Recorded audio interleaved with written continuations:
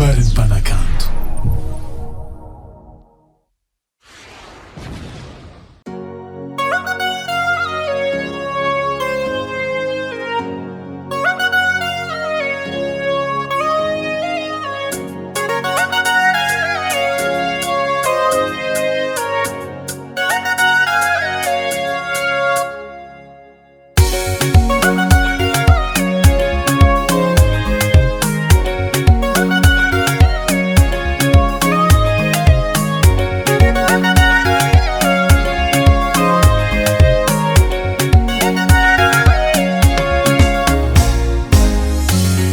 Langunangana ito tua kazenyun kita fandri Karanzenyi yatoko kwa latsabitia vanga lillahi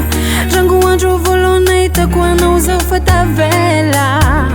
Wazuru wako fieranga tsikambo hartiela Mini tistandi kwa lavicha na uza marari Toko kori yengi tisiano uzenyi lillahi Efanoni fidiku na toku panzakani foku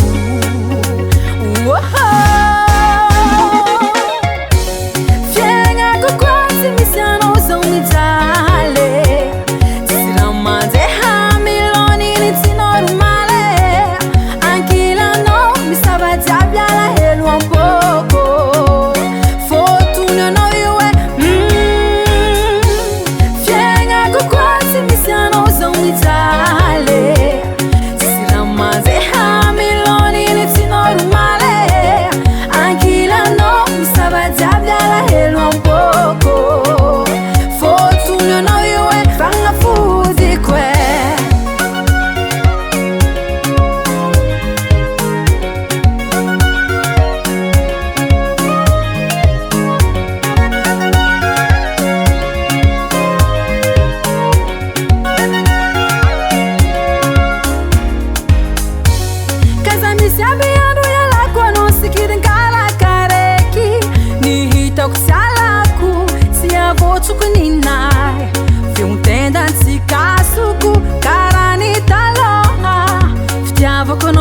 Ova che hanno matukisa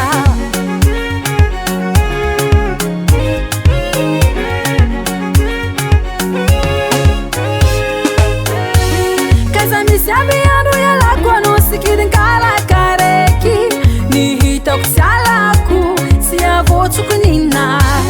Fium tendanzi kasuku karani taloha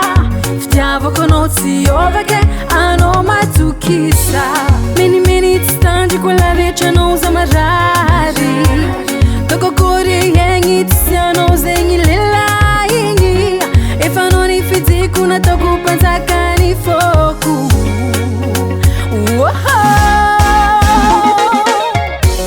Fienga kukwasi misiano uzomitale Siramanze hamiloni nitinorumale Diabla helu ampoko Fortuna no yue